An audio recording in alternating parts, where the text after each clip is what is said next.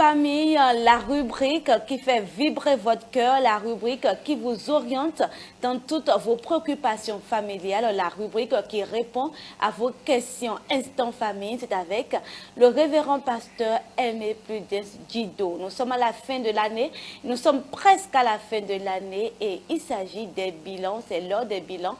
Le révérend pasteur Aimé Prudence Djido est là pour plus de détails. Bonsoir pasteur. Bonsoir Belvide et bonsoir à tous les téléspectateurs. Comment vous allez, pasteur? Je rends grâce, je bénis le nom du Seigneur. Pasteur, aujourd'hui nous allons parler du bilan en famille. Le bilan d'abord, qu'est-ce que c'est?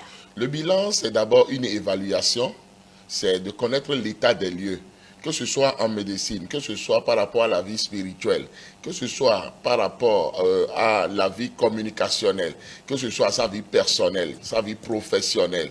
En tout cas, dans tous les domaines, on a besoin alors de faire le bilan.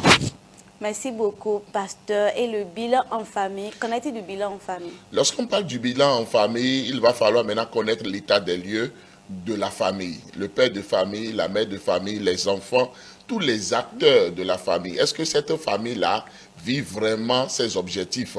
Est-ce que les objectifs sont vraiment atteints? Est-ce qu'il y a eu de croissance? Est-ce qu'il y a de stagnation? Comment est-ce qu'il faut corriger alors le tir? Alors, dans tous les domaines de la vie, alors cette famille-là s'assoit pour faire le bilan, pour se poser les bonnes questions, pour savoir qu'est-ce qu'il faut améliorer, qui est-ce qu'il faut encourager, qu'est-ce qu'il faut blâmer, qu'est-ce qu'il faut arrêter, qu'est-ce qu'il faut poursuivre et est-ce que nos entreprises fonctionnent? Pourquoi ces entreprises-là ne fonctionnent pas? Est-ce que notre vie spirituelle marche au sein de la famille? Est-ce que la vie communicationnelle marche au sein de cette famille-là? Est-ce qu'il y a la joie de vivre au sein de la famille? Quels sont alors les chocs émotionnels, psychologiques que chacun reçoit au sein de cette famille-là? Alors s'asseoir pour que chacun puisse vider son sac, se vider et dire la vérité aux autres pour pouvoir recevoir réconfort, conseil et accompagnement. Donc, c'est très important qu'en famille, qu'on puisse faire le bilan pour savoir comment chacun se porte. Les enfants, les autres acteurs de la maison, la mère de famille, le père de famille et pourquoi pas même le voisinage. Merci beaucoup, pasteur. Dites-nous pourquoi il faut faire le bilan en famille. Il faut faire réellement le bilan en famille parce que c'est très important. Lorsque on est appelé à grandir. Et lorsqu'on ne fait pas le bilan, on ne peut pas savoir comment on est en train de grandir. Est-ce qu'on est en train de grandir dans les normes ou bien on ne grandit pas du tout? Donc, dans tous les domaines, que ce soit le domaine spirituel au sein de la famille, est-ce qu'il y a l'obéissance au Seigneur dans cette famille-là? C'est le bilan qui révèle cela. Et on ne doit pas être en train de faire un bilan et se leurrer. Mais on doit faire le bilan et se dire la vérité. Et être prêt à corriger le tir. C'est pourquoi c'est très important de faire le bilan. Le bilan permet aussi à chaque acteur de la maison de pouvoir faire ses critiques, de pouvoir faire ses analyses, de pouvoir proposer des solutions pour que la vie en famille puisse vraiment être une joie. Pour que la maison soit un havre de paix et de joie. Et que cette maison-là, cette famille-là soit une famille alors de bonheur. Une famille où on s'entraide, on se coach, on s'accompagne à mieux faire les choses. C'est pour cela qu'il faut forcément faire le bilan. Et lorsqu'on parle aussi du bilan, il ne faut pas seulement regarder le plan financier. Il faut voir le plan communicationnel, le plan psychologique, le plan sanitaire, sur tous les autres plans. Alors, on doit pouvoir faire le bilan parce que c'est très important. Mais on ne doit pas occulter aussi le plan financier parce que beaucoup de problèmes de famille viennent alors du manque d'argent. Pourquoi est-ce que cette famille-là manque d'argent? Comment il faut faire pour que alors ce manque d'argent-là ne continue pas? Qu'est-ce qu'il faut faire maintenant pour améliorer les entrées alors en matière de finances au sein de cette famille-là? Alors c'est pendant le bilan qu'on arrive à savoir tout ce qui s'était passé. Voici l'état des lieux, comment il faut faire maintenant pour rebondir, pour améliorer les choses. Nous avons eu des entreprises qui ont fermé leurs portes. Pourquoi ces entreprises-là ont fermé leurs portes? Pourquoi nos clients ne viennent plus vers nous? Pourquoi nos produits ne sont plus prisés? Pourquoi le commerce de maman ne marche pas? Pourquoi au sein alors de l'entreprise de papa, il y a beaucoup de défections? Pourquoi est-ce que papa même est menacé de licenciement? Pourquoi les enfants ne travaillent plus à l'école? Donc, il y a beaucoup de pourquoi qu'on essaie d'aligner. Et là, ça permet de répondre réellement aux bonnes questions et de savoir comment il faut maintenant arranger les choses.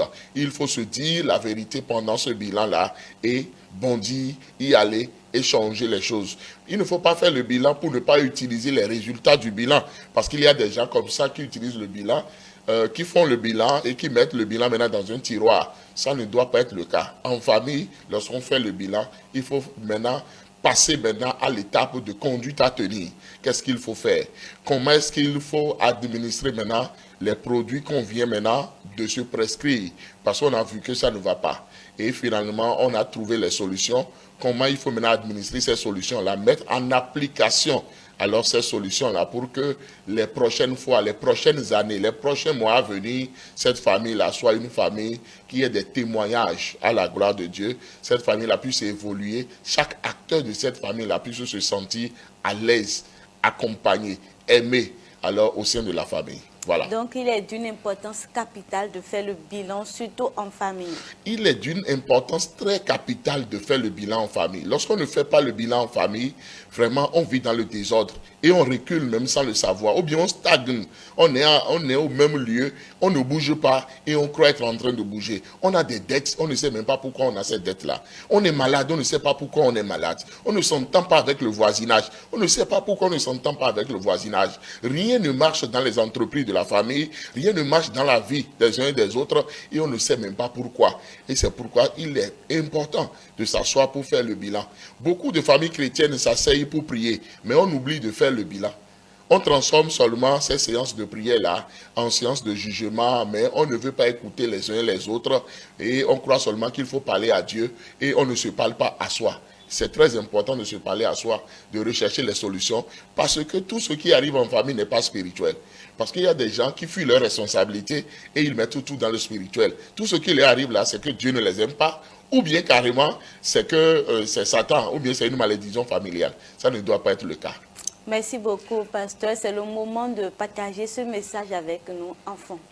Miro hodo egbedo akonta biblo de do na blodo hwendo men o famille metomeo do e ma raconta blo ehwehwe a ndewe yin lobo ino ve otitingbi do akonta biblo nda hode we yin lobo o towe a no ya file we a mi karo nu kon yiwe a nte otu e mi maru nu kon yiwe a ajo mi ton le karo ndi na we a gbigbo mi sin gbeza mi ton e degbon ne mi dire de su mi regbon ko egbe mi no si hu do horo gbe do po me a mi kono si hu konu do po a mi no yin kon yiwe a dans mes oreilles, dans le le blanc blanc contenele. Et dans des gemmes, dans le hop, dans le chiti, dans le lidoa.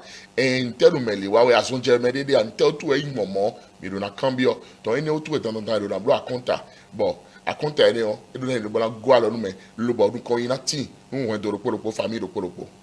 Merci beaucoup, pasteur. Présentez-vous à nouveau à nos téléspectateurs. Je suis le révérend Dido Prigné-Semé, je suis psychosociologue de formation, je suis pasteur Assemblée de Dieu, actuellement pasteur de l'église Assemblée de Dieu d'Agla à Clomé, à Cotonou. Je suis coach, consultant et formateur en développement personnel, en question d'entreprise et en question de famille. Je suis auteur de 14 livres, bientôt, s'il plaît au Seigneur, l'année prochaine, alors le 15e livre aussi va paraître. Et j'ai 20 formations qui sont logées sur Telegram et qui vous attendent.